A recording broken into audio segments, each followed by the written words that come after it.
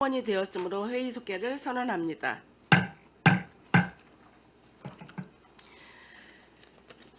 계속해서 기획항만경제실소관 질의답변을 시작하겠습니다. 질의하실 의원님 있으면 것으로 신청해 주시기 바랍니다. 네, 이기영 의원님 질의해 주시기 바랍니다. 예, 이기영 의원입니다. 이 기획항만 경제실장님을 비롯해서 과장님들 지난해는 워낙 다사다난 해였기도 하고 많은 일이 있었는데 일단 노고의 이 행정 운영을 위해 써주시는 이 실장님을 비롯해서 과장님께 노고의 감사를 드립니다. 이제 2025년도 상반기 주요 업무 보고를 좀 청취하는 자리인데 올해 주요 사업들이 차질 없이 잘 추진될 수 있도록 지금 상반기 2월달에 이제 업무 보고를 받는 거기 때문에 2025년도 본 예산 이 의결돼서 그 편성된 예산 갖고 나름대로 또 정책적인 사업이든 사업을 추진할 수 있는 부분은 좀 차질 없이 추진해 주시기를 좀 바라고, 특히 이제 시민들의 삶과 직결되는 또 현안에 대해서는 더욱더 세심하게 검토와 적극적인 대응을 좀 당부드리겠습니다. 그래서 좀 관련과 위주로 몇 개만 좀 질의를 짧게 좀 하겠습니다. 제가 이 홈페이지를 잠깐 지금 들여다 보면 저희 이제 조직도 보면 저희 기획 예산 부서 저희 항만실 부서에 보면은 저 기획 예산과를 비롯해서 이 일자리 경제과, 항만 수산과, 세정과, 징수과 이렇게 부서들이 이 6개의 부서가 있어요. 관련돼서 정원은 한 120명 정도 되는 것 같고, 현원 좀 118명, 결원 2명 이렇게 이제 기구 및 정원 현안이 이렇게 지금 돼 있는데, 이거 관련돼 가지고 기획 항만실에서 실장님이 이렇게 보시기에 업무에 대해서 이렇게 특별히 이게 문제되거나 이런 게 혹시 있나요? 전년도를 비추어 봤을 때 인원이든 여러 가지 업무적인 분야로 봤을 때. 이제 저희 그 조직 개편이 좀 예정이 돼 있는데요. 예. 우선은 그 신재생 에너지하고 에너지 관리팀 쪽이 기후 에너지과로 이렇게 좀 변경될 예정이고요. 그다음에 고용경제팀의 노사 관련 고용 관련된 업무가 그것도 이제 다른 국으로 이제 미래 전략 도시국으로 이제 바뀔 예정이고요. 그다음에 이제 저희 특히 금년 같은 경우는 이제 작년엔 특히 어려웠지만 그래도 금년에는 저희가 가장 어려웠던 거는 이제 작년 같은 경우에는 그 세입 관계 때문에 그 재정 운영에 많은 어려움이 있었습니다. 근데 이제 작년에 조기에 그 예산에 대해서 사전에 좀 절감 좀 하고, 그다음에 필요하지만 이제 좀 시급하지 않은 거는 2월을 이제 다음 연도에 하는 걸로 이렇게 조정하고, 또 의원님들께서 많이 도와주셔서 그런 부분으로 해서 이제 작년은 어렵지만 넘겼고요.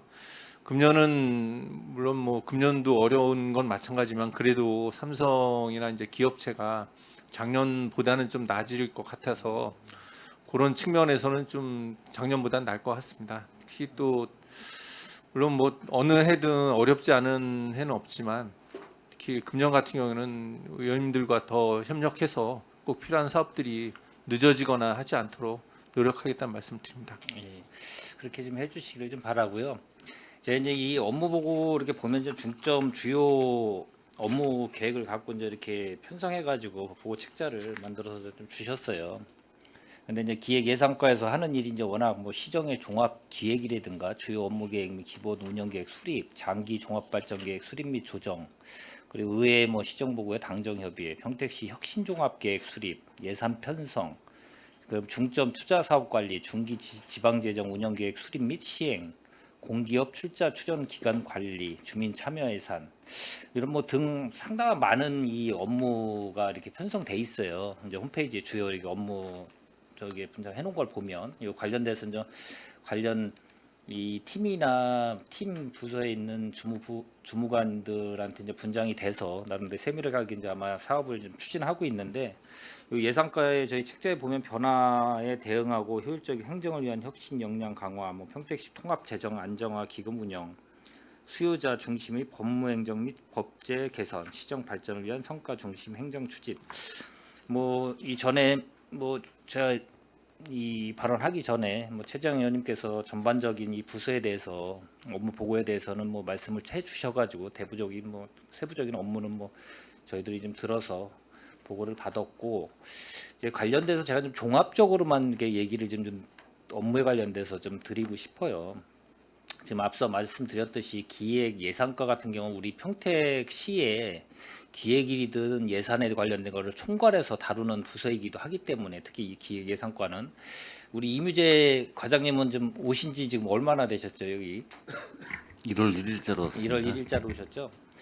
저희도 마찬가지, 저도 마찬가지로 뭐 여기 이제 기획 행정위원회 쪽은 뭐 한 6개월 조금 남짓 안 됐는데, 이제 이 말씀을 드리는 거는 이제 시민들도 마찬가지로 그런 얘기를 많이 말씀하세요. 업무가 이제 계속 이 부서 이동이 잦거나 또 이렇게 바뀌다 보면 이런 업무에 대해서 체킹하고 추진하는 거에 대해서 잘 그거를 해 나가야 되는데, 아까도 최재형 의원님이 여러 가지 그 항만수산과도 마찬가지 얘기해 보면 이게 사업이 자꾸 딜레이 되고 뭐 조기에 한다는 거는 좀 쉽지는 않은데, 딜레이 되거나 이런 거를 조금 많이 장기적으로 딜레이 되는 거를 이 담당 부서에 있는 관련 과장님들이 그걸 잘 어떻게 듣든 간부 공무원이시기 때문에 그거를 해서 잘 추진할 수 있게 이렇게 좀 했으면 좋겠다, 그런 말씀을 좀 덧붙여서 말씀을 드리고, 그리고 예산 편성에 관련돼서 이거 지금 이제 책자하고 관련 없는 거 저는 좀 몇 가지만 좀 질의하겠습니다.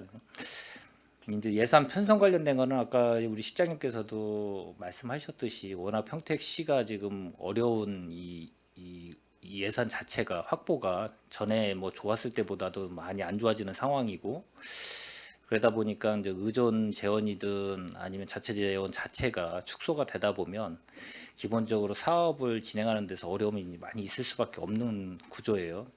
그래서 이 업무를 하다 보면 이 예산이 부족해서 또 딜레이 되면 또 과중되는 또 예산이 더 증가되고 막 이런 게 이제 반복되는 게 있기 때문에, 예산 특히 예산과에서는 그 과장님 이뮤재 과장님이 좀 관련된 실장님은 뭐 당연히 총괄하시는 거고, 기획 예산 과장님 이뮤재 과장님이 예산 편성이든 예산 관련돼 가지고 관련 부서하고 은밀하게 협의를 해서 그런 거를 잘 해 나가야 되시지 않을까. 우리가 워낙 중요한 뭐 굵직굵직한 사업이 워낙 많이 펼쳐져 있기 때문에, 그래서 그거에 대해서 제가 좀 언급을 좀 드린 거고, 그리고 다른 부서도 마찬가지예요. 제가 이제 기획 예산과만 얘기했지만 일자리 경제과도 마찬가지, 세정과도 마찬가지, 여러 가지 뭐 사업이 계속 단연간 계속 해오는 이 사업들이 많기 때문에 여기서 중점적인 것만 갖고 아마 편성이 된 것 같아요.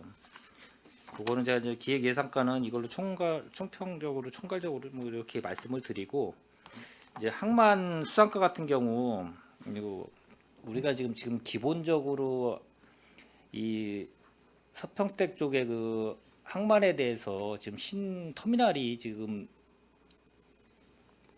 항구하고 이런 게 개항이 됐죠. 작년에 됐나요? 작년 11월인가? 작년 12월부터 12월이요? 12월 20일부터 운영합니다. 근데 이제 여러 가지로 아시다시피 지금 예. 뭐 원활하게 지금 저희가 그 터미널이 운영이 잘 안 되는 부분이 없지 않아 있어요. 그거 지금 어떻게 지금 진행이 지금 되고 있나요, 혹시? 아까 뭐 관련돼서도 아까 언급이 좀 나왔을 수도 있는데, 국제 여객 터미널이나 뭐 혹시 거기 관련돼 가지고 컨테이너 부두나 뭐 이런 거에 대해서 기존에 있던 데서 이쪽에서 터미널이 넘어옴으로써 여러 가지 문제점에 대해서 지금 있는 것 같은데, 그거에 대해서 어떻게 혹시 향후 개선이나 뭐 이런 거에 대해서는 업무가 어떻게 돼 있나요? 먼저 간단히 말씀드리면 지난주 금요일에 그 이병진 의원님 주관으로 해서 헬스부 장관님도 오셔서 예, 예. 시장님도 참석을 하셨고 한번 이제 점검을 하셨습니다. 그래서 지금 정상화가 안 되는 부분이 이제 부두 운영사가 선정되지 않아서입니다. 선정되지 않은 거는 이제 크게 두 가지 이유가 있는데요. 첫 번째는 그 부두의 문제입니다. 지금 이제 부두에 배가 이제 동시에 두 척이 들어와서 하역 작업을 할 때 지금 부두 폭이 50m로 좀 좁습니다. 그래서 하역할 때 이제 장비가 서로 이제 회전 방향이 짧거나 서로 상충되고 또 화물도 하역해야 되고 여객도 하역해야 되는데 그런 게 이제 혼선이 되다 보니까 하역사 입장에서는 뭐 작업 효율도 떨어지고 해서 기피하고 있고, 또 하나는 그 장치장이나 컨테이너 야적장 부지가 부족합니다. 그래서 이제 작년 네 차례에 걸쳐서 해수부에서 공모를 했으나 아무도 이제 응하지 않았고요. 그거에 대한 지난번 오셨을 때 해수부의 답변은 그 하역하는 거는 기존 구터미널 옆에 지금 주식회사 동방에서 운영하고 있는 그거를 이용을 하고 우선은 장치장이나 컨테이너 야적장 부지는 이제 주로 찾아보겠다 해서 내년 4월까지는 정상화 시키겠다. 한 1년간 시간이 필요하다. 그렇게 말씀을 하셨습니다. 뭐 이걸 뭐 행정감사를 하는 건 아니고 예. 기본적으로 이제 요 관련돼서 여러 가지 이제 민원이 있어 어떻게 지금 진행이 되고 있는가 해서 이제 과장님한테 한번 여쭤본 거고, 그때 신국제 여객 터미널이 여객 부두 폭이 뭐 협소하거나 뭐 예를 들어 컨테이너 야드 면적이 부족하거나 뭐 여러 가지 이런 상황이 있기 때문에 해수 평택시가 특히인정 평택지방 해양수산청 특히인정 기관과 적극 협의해서 관계기관과 협의해가지고 이걸 빨리 개선할 수 있는 부분을 좀 찾아가야 되지 않나, 좀 그거 관련돼 가지고 한번 좀 여쭤봤습니다. 네. 알겠습니다. 그리고 일자리 경제과 쪽에서 뭐 전반 저희 다른 거는 뭐 배제하고 관련돼서 저희가 이제 제일 중요한 거는 계속 저도 몇 번 갔지만은 이 도시가스 때문에 이제 문제가 항상 많아요.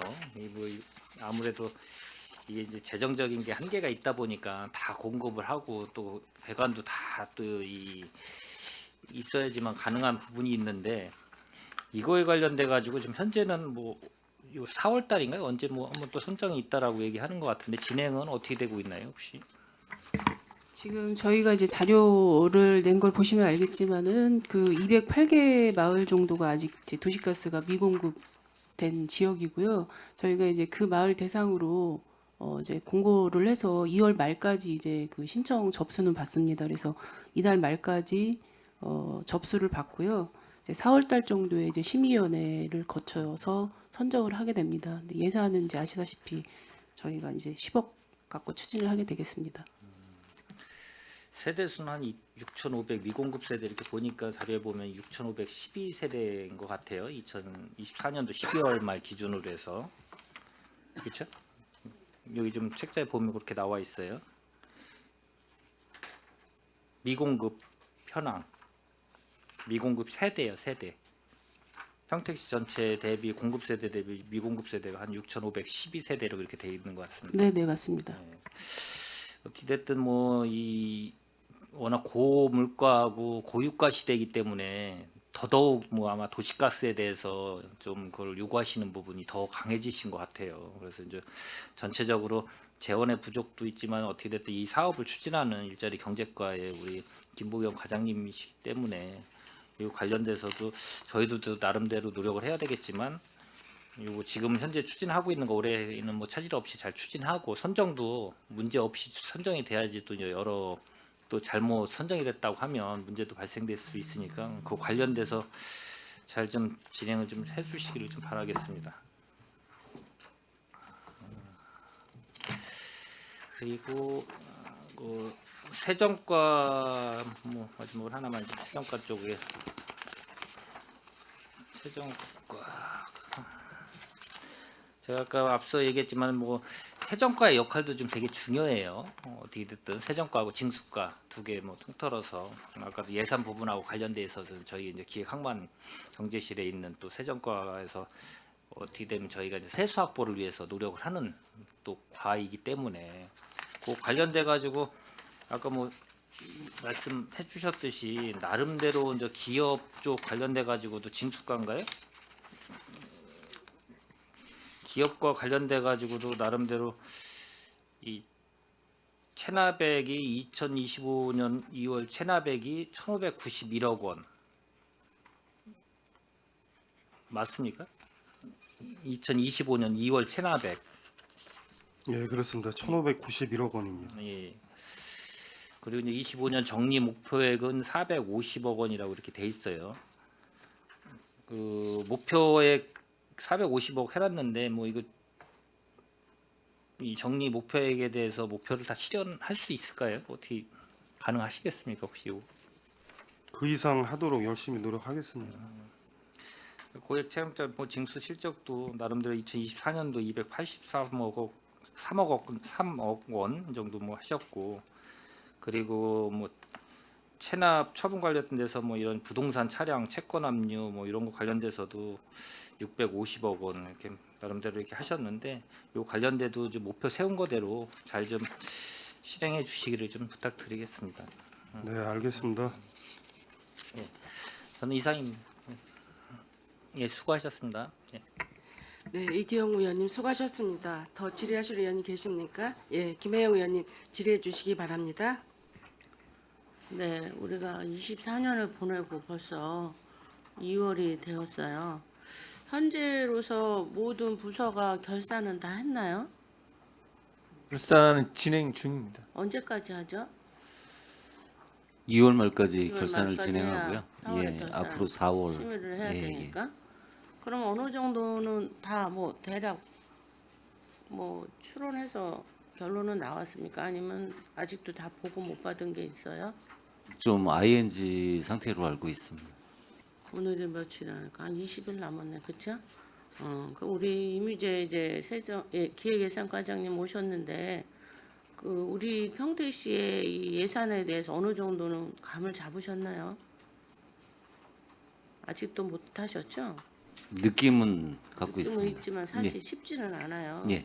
2조가 넘는 예산을 다 파악한다는 건 쉽지가 않은데 우리가 1년을 돌아보면 과연 우리가 이대로 계속 해야 되는 것인지 하는 어떤 반성 같은 걸 하게 되잖아요. 아니면 다음에는 어떤 걸 좀 더 잘해볼까 하는 이런 생각들을 하는데 우리 실장님은 어떻게 생각하셨어요?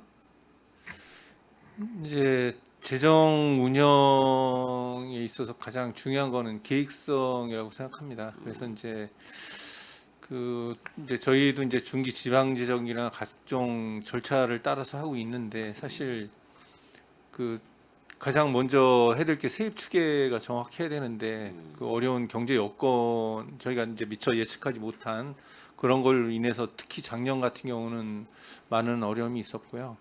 그래서 저희도 이제 나름대로 세입 추계 정확성을 기하기 위해서 그 회의도 하고 또 이제 그 기업체하고 면담도 하고 해서 나름대로 이제 정확히 하려고 했는데 그런 게 좀 강화가 돼야 될 것 같고요. 그다음에 그 어제도 이제 의원님들께서 말씀하셨듯이 재정이 좀 괜찮을 때 그 좀 정립을 해서 다음 어려울 때를 대비한 그런 노력이 좀 적었던 것 같고요.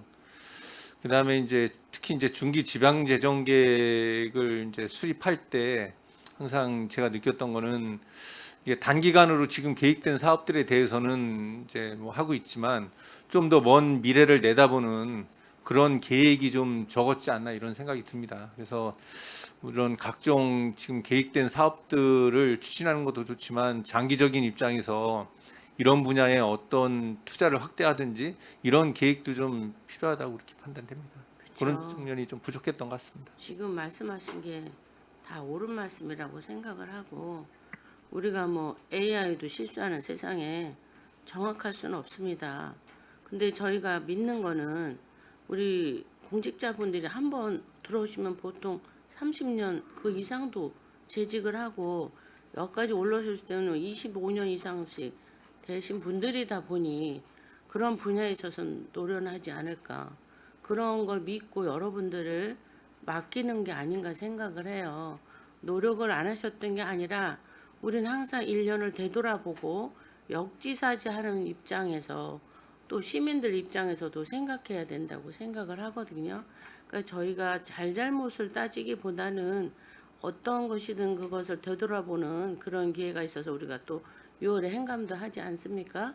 근데 이제 새해가 되고 결산이 된다면 그런 부분에 대해서는 더더욱 철두철미해야 되지 않을까 하고 우리가 비상시 물론 삼성이라는 얘기가 엄청 나오지만 이거를 크게는 집에서부터 지방으로부터 나라까지 전 세계까지 지금 다 얽혀 있잖아요. 그런 부분에 있어서 우리가 그런 해안을 갖는다는 거는 그만큼 우리가 공부하고 노력하지 않으면 힘들 거라고 생각을 해요. 저희도 물론 그래야 되는데 뭐 그런 부분도 우리 뭐 많이 못하면서 뭐 나무랄 수만은 없는 입장이지만 우리가 이런 기회를 반면교사 삼아서 더 노력하고 이런 기회를 삼자는 얘기입니다. 그래서 제가 그런 부분을 했고 지금 말씀하신 부분은 분명히 내년 2월에 이 자리에서는 뭔가 새로운 거를 도전하고 또 새로운 계획을 세우고 또 어떤 부분에 있어서 우리가 과감하게 사업을 정리할 수 있는 그런 용기도 필요하다고 해요. 저희가 아까 제가 이거를 보여주면서 하나도 붙여오지 않았다고 했는데 그거는 뭐예요? 늘 반복되는 겁니다. 네? 거의 반복돼요. 그러면 우리가 그런 반성을 하면서 했을까 하는 생각을 저는 좀 해봤어요. 그래서 다음에는 저희들도 이게 무슨 사업일까 하는 생각을 할 수 있게 좀 노력해 주십사 하는 말씀을 제가 전체적으로 드리고 싶습니다. 예, 알겠습니다. 네네. 부탁드리는 겁니다.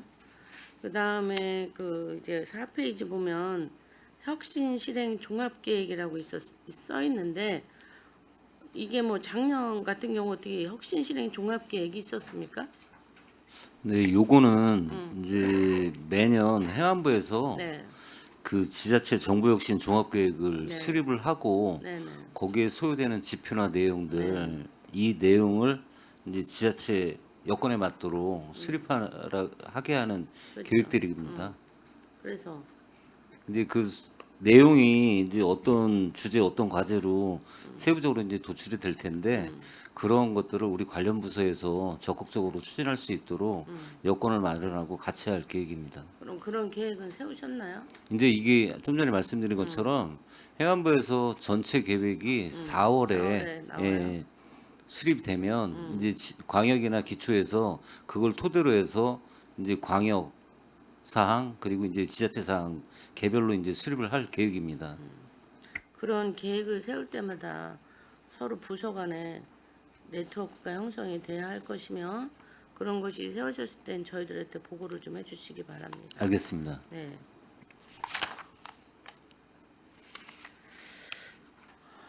우리가 어제 조례도 다뤘지만 통합 재정 안정화 기금뿐이 아니라 거기에 따른 뭐 여러 가지 기금들이 있고 이런 부분에 있어서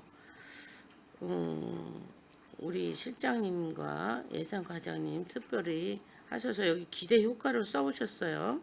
각종 회계 기금의 여유 자금을 통합적으로 관리하여 회계연도 간 재정 수입 불균형을 조정하고 동일 회계연도 내에서 재원을 효율적으로 활용함으로써 건전하고 안정적인 재정 운영 도모라고 써 있어요. 이 부분을 꼭 지켜주시기 바랍니다. 최선을 다하겠습니다. 네.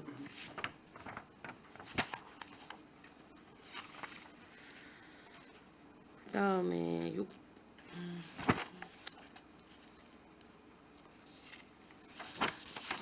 그다음은 학만 수상과 우리 과장님 오신 지 얼마 되셨어요? 1월 1일입니다. 네, 어느 정도 업무 파악은 하셨나요?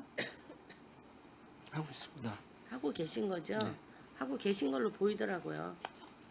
그래서 저희도 어제 더 설명이나 질문을 하고 싶었지만 이것도 4월부터는 그렇게 쉽게 넘어가지지 않을 거라고 저는 생각을 하니까 지금 본인이 더 잘 아실 것 같아요. 무엇을 미흡했고 무엇을 더 해야 되는가에 대한 것을 준비를 좀 철저히 해주시기 바랍니다.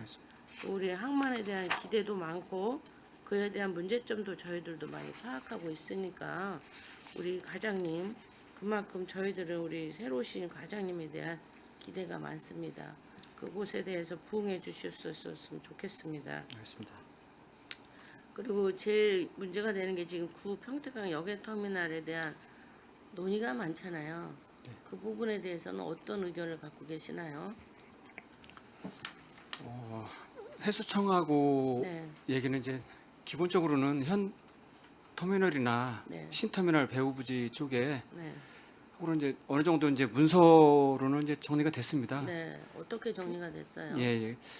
아니 이제 그렇게 사용하는 거로다가 어떻게 사용하는 거예요? 그러니까 현 터미널 이제 구터미널 네네. 부지하고 네. 신터미널 부지 여객터미널을 이제 친수 공간으로 조성하는 거에 대해서 어느 정도 문서로는 협의가 됐었는데 네네. 지금 일부 또 해수청 의견은 네. 구터미널 부지를 또 친수 공간으로 아니 항만 시설 용지로 네, 쓰겠다. 사용할 생각도 좀 가지고 있습니다. 그게 합의가 안 되고 있는 거 아니에요? 예, 근데 그죠? 기본적으로 문서로도 그렇게 된 게 있기 때문에 네. 지금 그거 가지고 해수청하고도 계속 얘기 중에 있습니다. 일단 그게 돼야 우리가 계획을 세울 거 아니에요. 네, 그게 안 된다면 우리가 계획을 아무리 해도 세울 수가 없고 우리의 바람일 뿐입니다. 네. 그 부분에 대해서 그리고 아까 서류를 하셨는데 분명히 서류를 남기셔야 돼요. 이게 네. 말로 해서 될 일이 아니거든요. 그렇습니다. 그 부분에 역점적으로 하셔야 될 것 같은데요.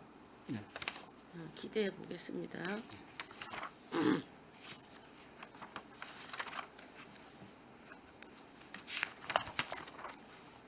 그 다음에 우리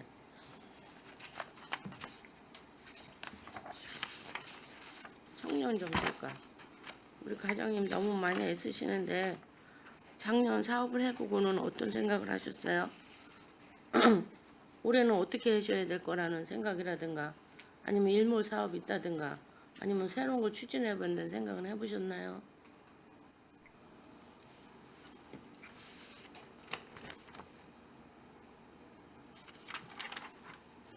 제가 그럼 질문하겠습니다.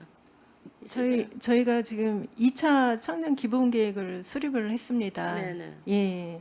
그 1차 때에는 저희가 뭐 일자리, 살자리, 설자리, 놀자리 4개 분야로 이제 사업 시행을 했고 네. 그 1차 청년 정책 기본 계획 전후로 해서 그 전에는 저희가 조례 개정도 하고 조례 제정도 하고 청년 네트워크 청년 정책 위원회 구성도 하고 그런 이제 기반을 좀 마련을 했었습니다. 그리고 1차 청년 정책 기본 계획을 만들어서 내용적인 기반 마련까지 저희가 했었습니다. 근데 지금 2차는 저희가 그것을 이제 세분화해서 지금 저희가 지금 정부도 좀 기조가 경기도도 그렇고 저희가 분야가 전에는 일자리, 살자리, 뭐 설자리, 놀자리였다면은 저희가 여기 지금 추가가 된 부분이 있습니다.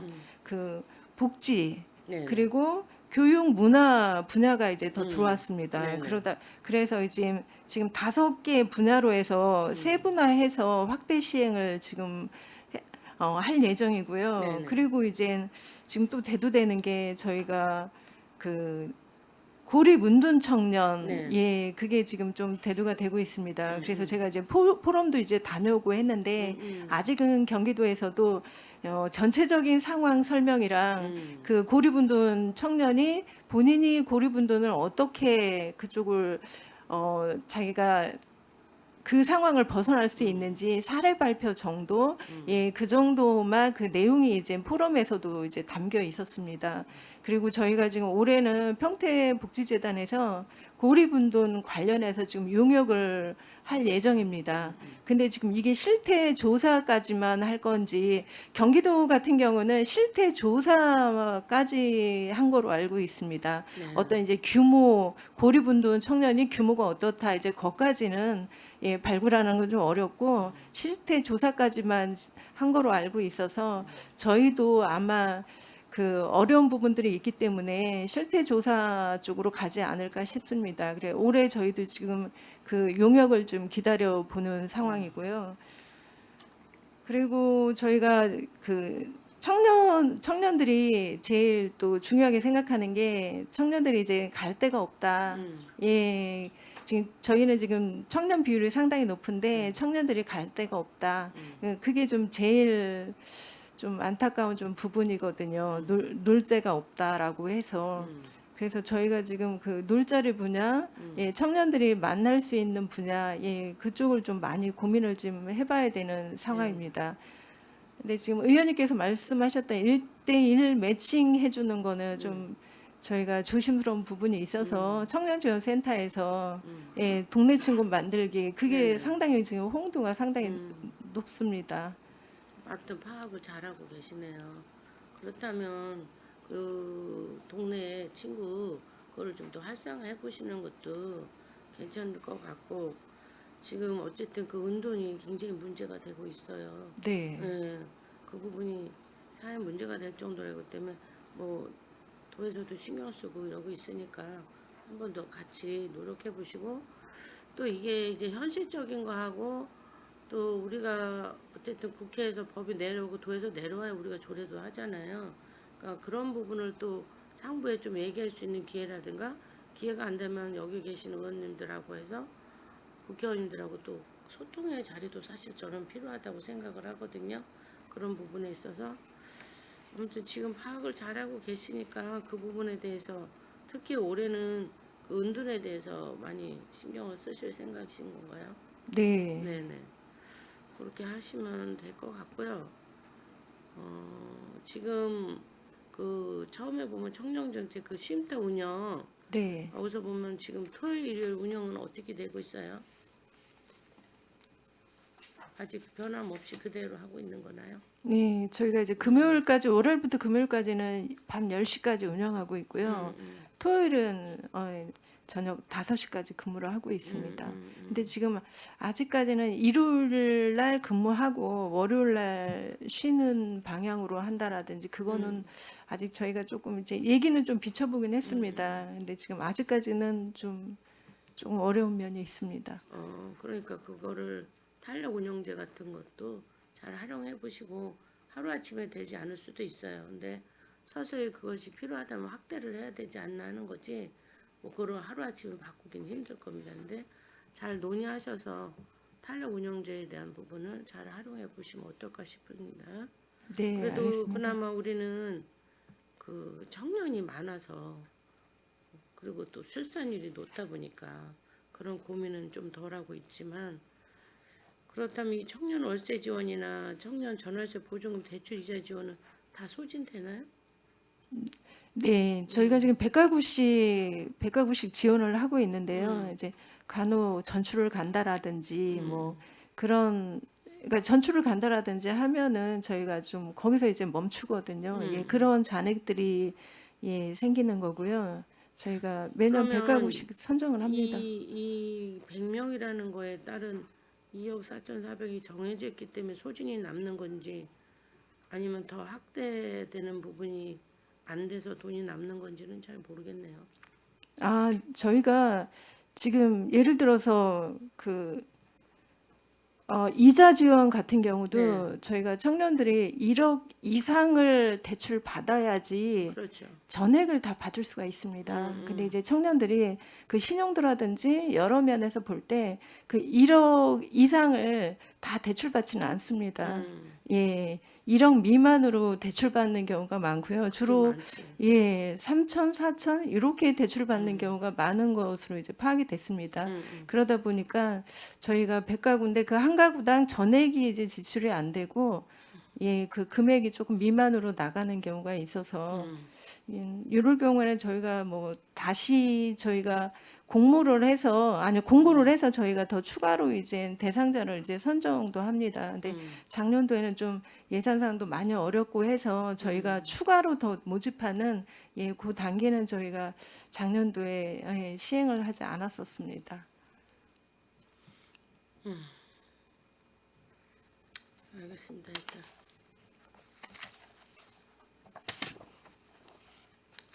그다음에 우리 일자리 경제과 노고가 많으십니다. 우리 이번에 외국인 근로자 지원센터가 새로 열었잖아요. 이게 1월달에 열었나요? 네, 1월 2일자로 저희가 계속 했습니다. 그 얼마 안 돼서 뭐 어떻게 운영되고 있어요? 지금 저희가 이제 직원은 2명 채용을 했고 이제 앞으로 기간제 한 분 더 채용을 해서 운영을 할 계획이고요. 네. 아시다시피 이 외국인 계절 근로자들이 농업정책과에서 이제 전년도까지 했던 사업입니다. 근데 네네. 저희가 외국인 근로자 지원 센터를 개설하면서 일자리 경제과로 그 업무를 이제 가져와서 네. 지금 하게 되는 상황이고요. 업무 보고에 저희가 이제 그 말씀드린 대로 그 법무부에서 이제 올해 저희 상반기에 배정된 외국인 근로자 그 인원이 있습니다. 네네. 그 인원에 맞춰서 농가 수요 조사를 받아서 네. 지금 이제 그 사증 발급을 위한 그 지원 작업을 하고 있습니다. 근데 이 정도 인원 갖고 모자르지 않아요? 그렇죠? 배정만 받아서 그렇게 하는 건가요? 외국인 근로자가 네. 부족하시다는 말씀이신가요? 그렇죠. 아, 네. 네. 그 전년도에 근데 실제로 입국한 저희가 실적을 보면 네. 그 배정은 117농가에 355명을 받았는데 실제 입국한 거는 91농가인가 7농가에 뭐 한 200 몇여 명 됩니다. 그래서 실제로 배정 인원까지 다 초과는 안 된 좀 상황인데 수요가 지금 계속 늘어나기 때문에 네. 올해 이제 상반기 한번 저희가 추진을 해보고 또 다시 이제 농가 수요를 이제 받아서 부족한 부분에 대해서는 또 이제 법무부에 추가로 이제 배정을 받아서 그렇게 진행을 하는 걸로 되어 그러면 있습니다. 그 인원 배정은 우리가 요구하는 건가요? 저희가 이제 농가 수요를 받아서 예, 제출을 합니다. 제출을 했을 네. 때 이제 이렇게 이 정도면 되겠다 해서 일단 했다는 거죠. 아무튼 그 계적 근로자를 또 필요로 한 농가가 있으니까 잘 좀 살펴주시기 바랍니다. 네, 근데 알겠습니다. 이제 여기서 이탈자가 나오면 안 되니까 그게 참 조심스러운 거거든요. 그거에 대한 대비책은 어떻게 생각하고 계시나요? 저희도 지금 부서에서는 이 업무는 사실 처음이라 그런 문제가 좀 있는 거는 알고 있습니다. 그래서 센터에서 이제 센터장이 전문적으로 그 일을 또 했던 분이 채용이 돼서 그런 네네. 문제에 대해서는 지금 많이 좀 대비를 하고 있다고 지금 알고 있고요. 네. 그 저희가 지금 도입 방식이 친인척 통해서 하는 방식으로 사실 하고 있습니다. 그래서 그 방식이 사실은 이런 도주 위험이라든지 이런 거는 좀 그 리스크가 낮아서 네. 뭐 물론 전년도에 지금 MOU도 체결은 한 상태이나 현재까지는 저희는 이제 친인척 방문으로 해서 추진을 지금 하고 있고 이제 후반기에는 그 인원이 이제 부족했을 때 네. 이제 MOU 체결을 이제 진행을 해서 그 인원을 이제 추가로 더 이렇게 도입을 하도록 그렇게 하겠습니다. 그 부분 처음 실행하는 것보다 보면 생각지 않은 일들이 벌어질 수 있으니까 잘 좀 해주시기 바랍니다. 그 다음에 그 23페이지 보면 물가 모니터 실시 및 지역 물가 정보 공시가 있어요. 네. 이 부분은 어때요?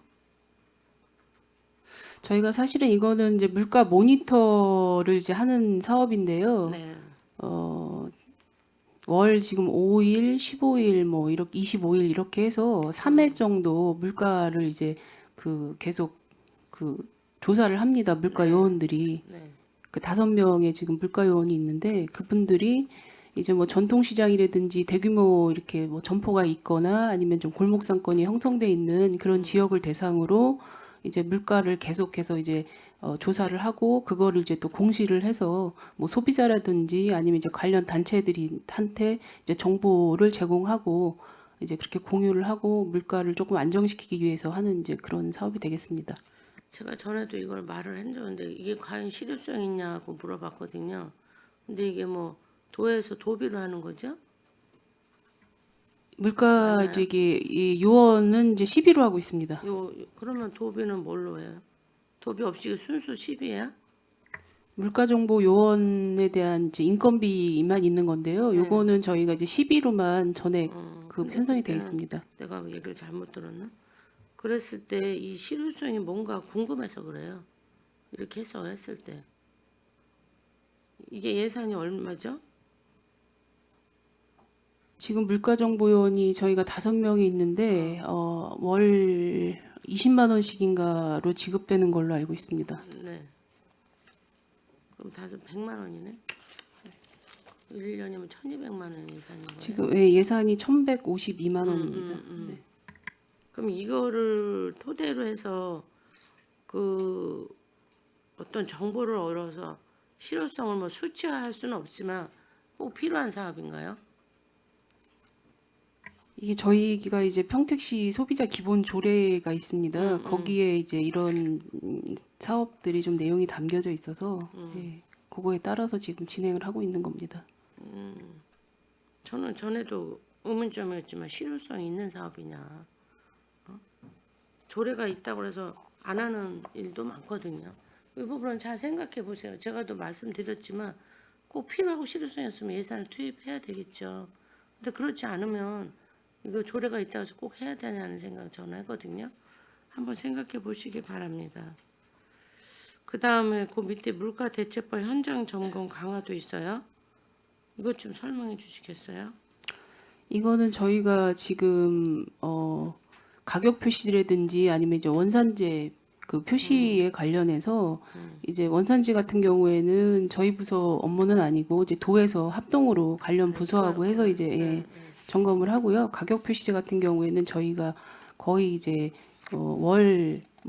월별로 지금 네. 추진을 하겠다는 그런 상황입니다.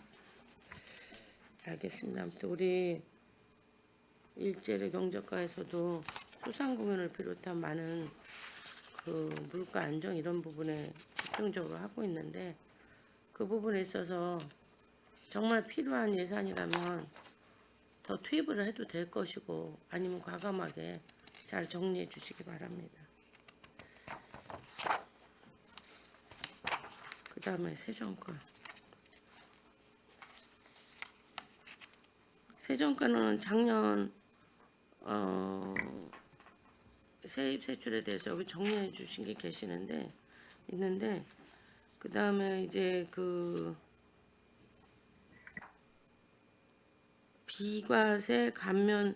비과세하고 감면 중점 테마별 기획 조사를 추진하겠다고 하는데 이거 좀 설명해 주시겠어요? 추진 내용에. 네. 저희가 그 비과세 감면자에 대한 그 탄루세운 발굴이 이제 누락세운들 부분이거든요, 네. 사실은. 근데 정상적인 목적에 의해서 비과세 감면을 받았는데 네. 그 적법하게 그 목적 사업에 사용하지 않은 경우에 어. 법령의 근거로 해서 추정할 수 있는 그 조항이 있습니다.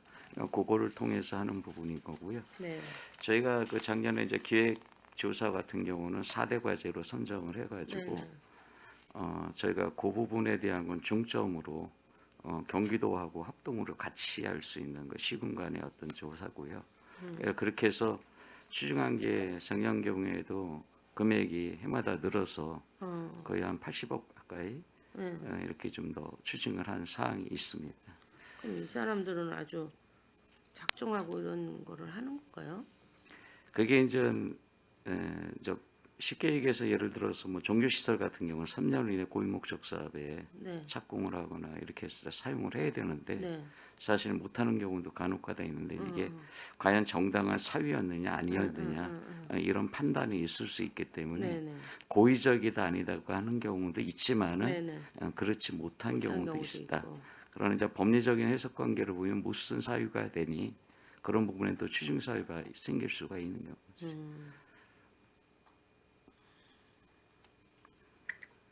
그 부분에 대해서는 어쨌든 현장 조사나 이런 부분도 필요할 거고 그런 부분에 대해서 철저히 좀 해주셔야 될 것 같습니다. 네, 알겠습니다. 어쨌든 경기 둔화에 따른 세입 감소 때문에 최소화로 시 주요 사업을 안정적으로 지원하신다고 하니 그 부분에 중점적으로 잘 해주시기 바랍니다. 네, 알겠습니다. 네네. 그다음에 우리 징수과는 운영하시면서 뭐가 부족하거나 힘든 일이 어떤 건가요? 저희가 이제 50개 이상 시군 11개 시군 그 세무 인력을 부과나 징수하는 그 인력을 비교를 해보면 네.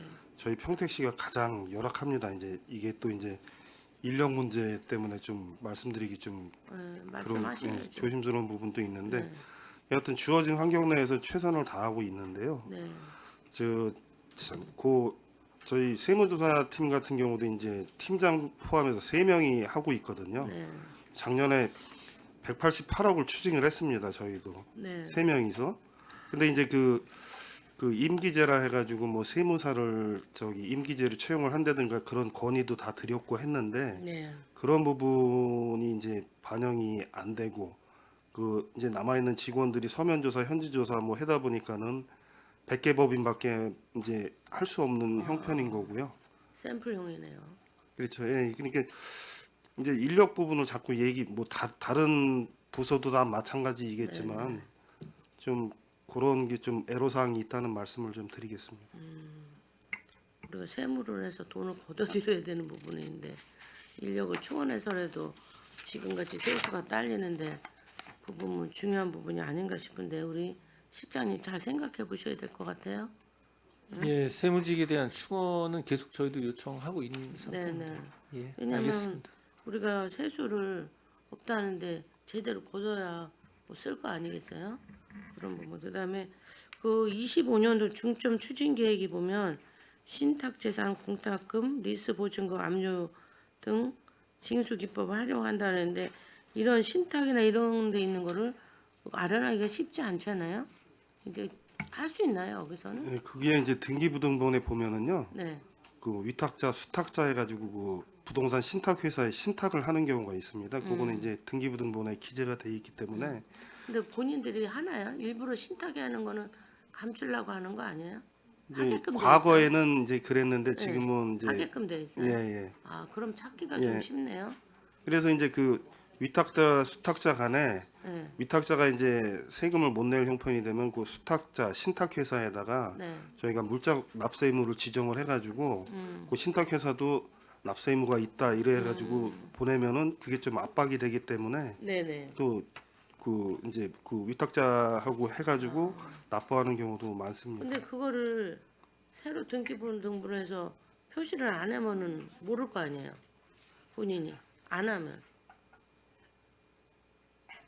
그렇죠. 일단은 등기부등본에 다 기재하게끔 돼 있어가지고 그러게. 지금은 하고 있는데 지금은 하는데 예, 옛날 그거를- 해놓고는 안 한 사람들은 찾을 수가 없잖아요. 그거가 많지는 않을 거고요. 그게 이제 예전에는 그 저기 뭐야 뭐 일가구 뭐 몇 주택 뭐 이런 부분도 있고 그걸 좀 은닉하거나 뭐 이래기 위해서 했던 건데 네. 지금은 그 등기부등본상의 그 신탁 관련해서는 다 표기하게 돼 있습니다. 그래요. 알겠습니다. 아무튼 그런 부분까지 다 세심하게 신경을 쓰신다 하니 고생이 많으시고 어쨌든 탈세를 한다거나 또 우리가 세무조사를 못해서 제대로 세금을 못 매기면 안 되는 부분에 있어서는 우리가 좀 신경 써야 되는 부분이 아닌가 싶습니다. 아무튼 우리 기획예산과가 우리 시에서는 예산을 담당하고 또 기획을 하는 만큼 중요한 부서다 보니까 제가 좀 길어졌는데 그만큼 관심이 많고 중요하다고 생각을 합니다. 각자 영역에서 이렇게 어려울 때 더 힘을 내셔서 노력해 주신다면 아마 우리 시민들도 감사할 것입니다. 네, 수고하셨습니다. 이상입니다. 네, 김혜영 의원님 수고하셨습니다. 더 보충 질의 있으신가요? 없으셔요? 그러면 제가 몇 가지 궁금사항 또 질의하겠습니다. 우리 기획 항만 경제실은 우리 평택시의 전반적인 모든 예산을 다루는 기본적인 방향을 제시하는 곳이라고 생각을 하고 있습니다. 저희 기획행정위원회 역시 우리 기획 항만 경제실하고 동등한 그 계열에서 같이 저희들이 그 집행부를 견제하고 저희들이 제시 방향성 이런 거를 저희들이 이제 다루는 우리 그 기획운영위원회라고 생각을 하거든요. 우리 그 가장 중요한 목적을 우리 경제실장님께서는 어떤 목적으로 가장 두고 계신가요? 항만 경제실이? 아무래도 시민의 삶의 질 향상이 가장 중요하고요.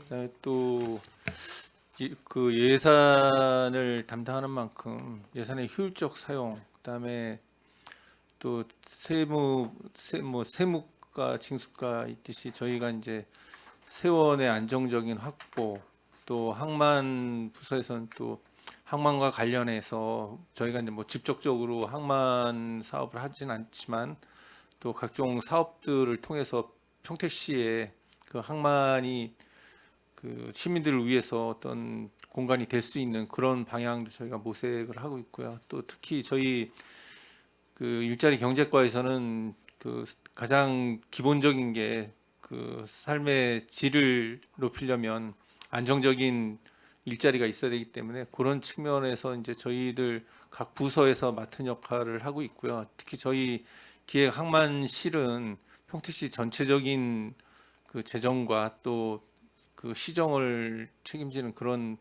부서인 만큼 모든 부서의 역할을 충분히 지원할 수 있는 그런 거에 중점을 둬서 하고 있습니다.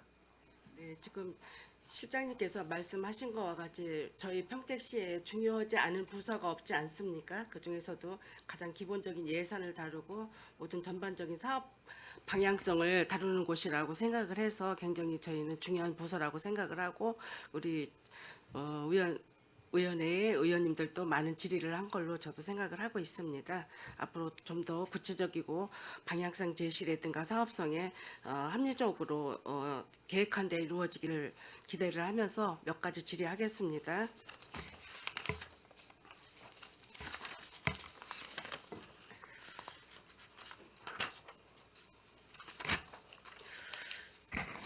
그 12페이지에 보면 구 평택항 국제여기 터미널 개발 사업에 대해서 좀 몇 가지 궁금 사항을 여쭤보겠습니다.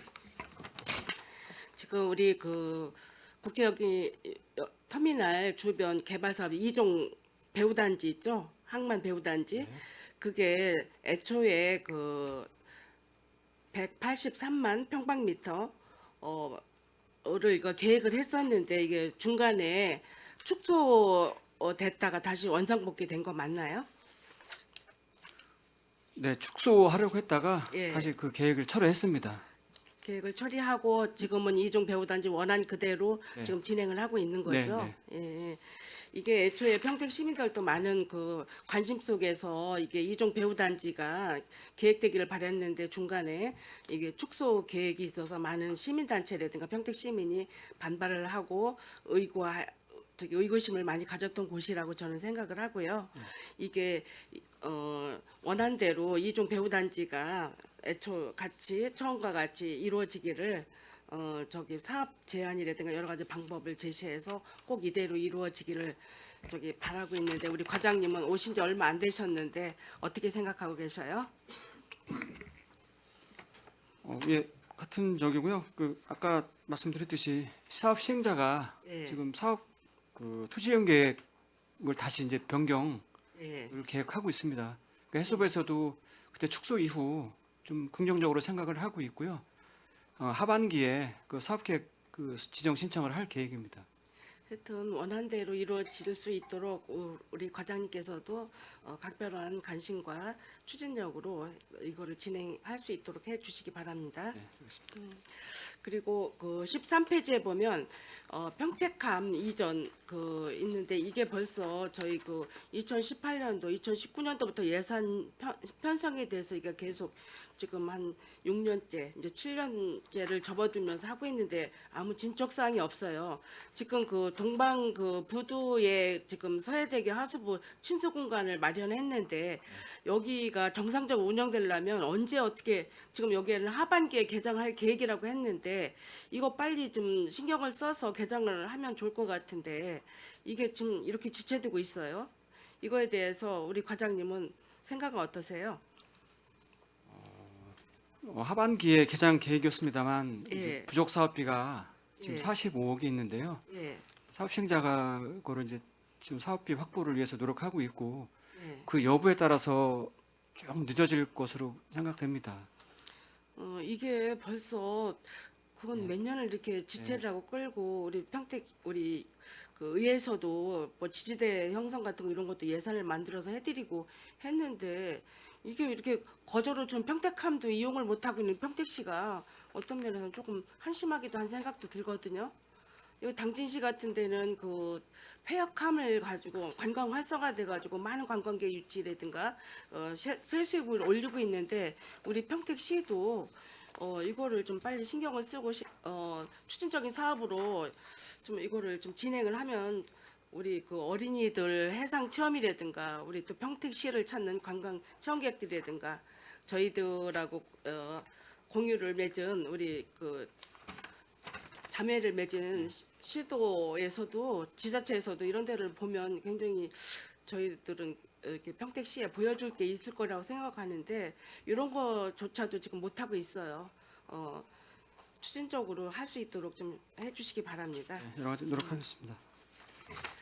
그리고 아까 평택 그 신터미널 문제도 지금 많이 발생했죠. 지난 7일 날 뭐 해수청장하고 뭐 이 지역의 국회의원하고 뭐 간담회 토론회도 했는데 이게 참 저는 의아스러운 게 아니 그 운영사도 미선정을 했는데 거기를 벌써 이렇게 개항을 하고 이 문제점을 뭐 고스란히 우리 평택 시민이라든가 평택시에서 이렇게 뭐랄까 안 좋은 소리를 듣고 있는데 좀 저는 이게 의아해요.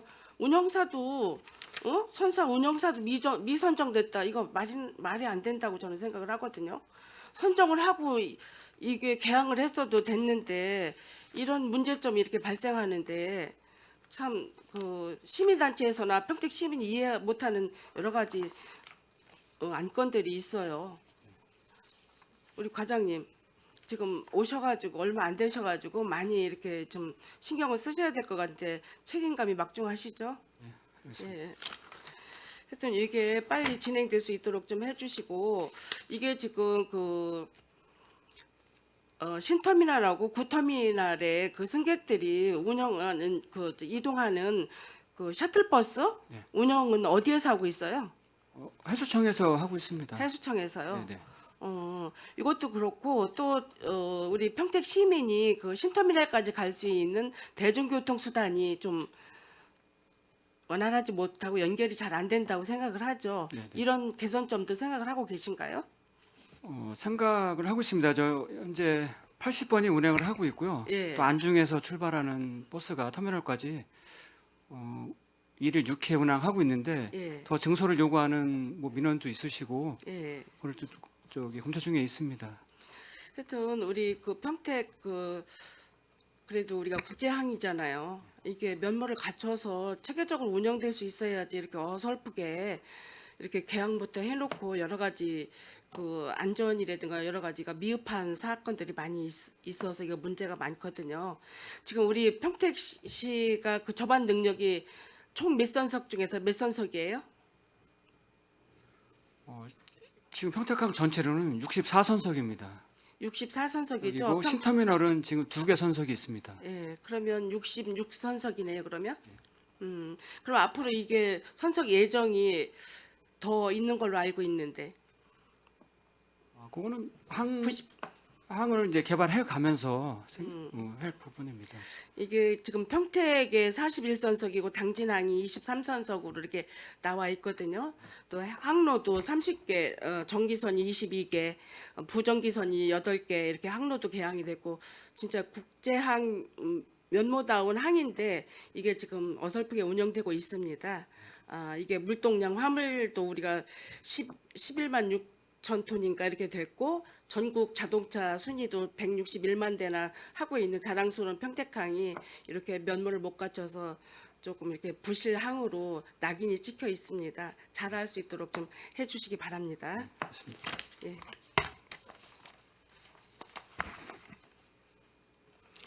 다음은 24페이지 한번 봐주세요. 변화에 대응하는 경쟁력 있는 전통시장 조성이 있습니다. 여기에 이제 특색 있는 맞춤형 마케팅 추진이 있는데 올해 2024년도에 그 문화관광 특성화 시장 육성 사업이 지금 어느 시장이 안중시장이 채택되었다고 그랬나요? 네, 그렇습니다. 그러면 이거 특성화 시장 육성 사업 이게 각 평택시에는 5개의 그 전통 시장이 있어요. 근데 어디든지 간에 이거 사업을 좀 선정되기를 원하는데 이게 몇 곳 되는 곳만 계속 되고 안 되는 곳은 안 되는 이게 저기 육성 사업이 되는데 이걸 골고루 각 전통 시장에 배정을 하려면 어떻게 하실 계획은 있으신가요? 지금 이제 말씀하신 대로 사업비가 이제 워낙 저희가 이제 10억씩 들어가는 사업이다 보니까 지자체에서 50%를 또 부담을 하게 돼 있습니다. 그래서 이제 한꺼번에 저희가 한 해에 이제 2개의 시장을 하기는 힘들고 네.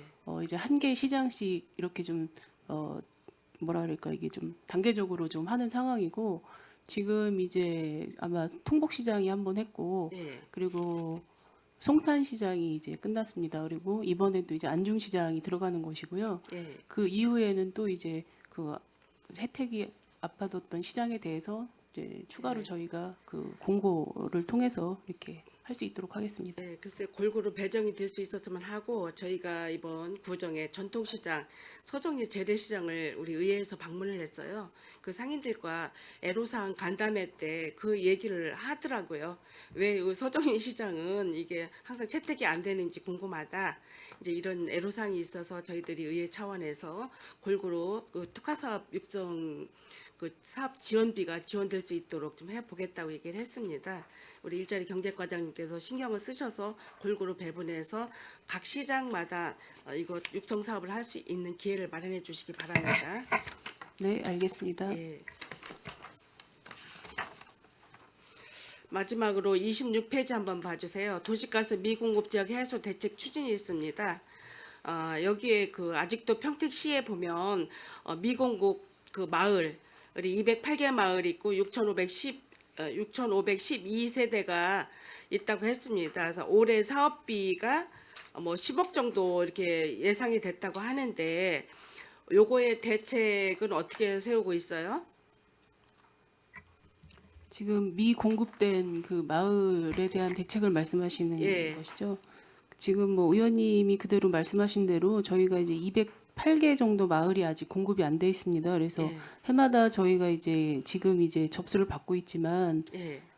접수를 받게 되면 100여 곳이 넘는 곳에서 지금 이제 신청이 들어오고 있는 상황이고 예. 저희 예산은 이제 10억 정도씩 예산의 범위 내에서 이제 사업을 하다 보니까 한 해에 보통 한 3-4개 마을 정도만 추진을 좀 하고 있습니다.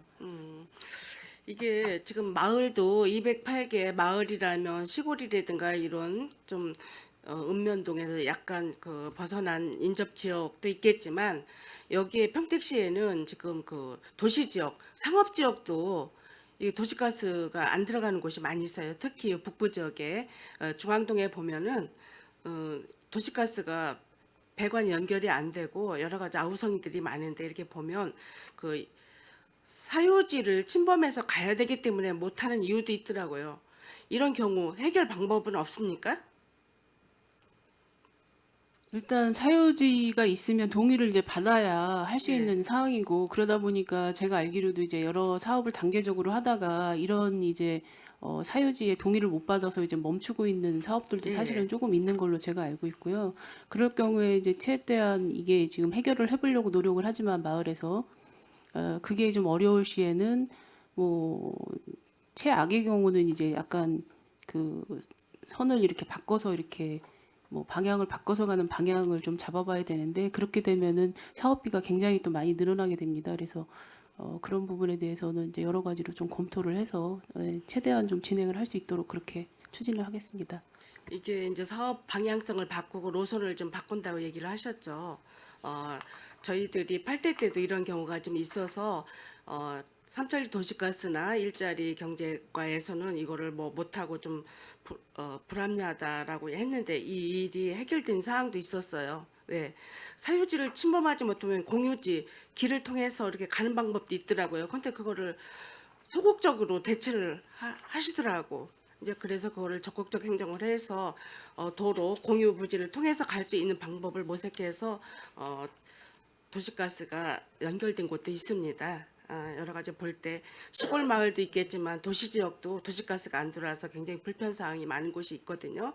이게 적극 행정을 펼치셔서 꼭 그 사유지가 허락을 안 해줘서 안 된다 이런 얘기만 하시지 말고 공유 지역을 지나서 갈 수 있는 방법도 모색해서 도시가스가 골고루 전달이 돼서 도시 혜택을 볼 수 있는 평택시가 됐으면 합니다.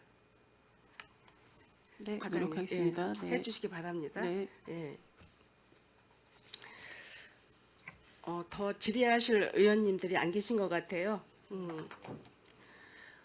더 질의하실 의원이 안 계시므로 기획항만경제실 소관 2025년 상반기 주요 업무 보고에 대한 질의 동결을 선언합니다. 원활한 회의 진행 및 중식 시간을 갖기 위하여 정의하고자 하는데 의원 여러분 이의 있으십니까? 이의가 없으면 1시 반까지 중식 시간 1시 반까지 정회를 선언합니다.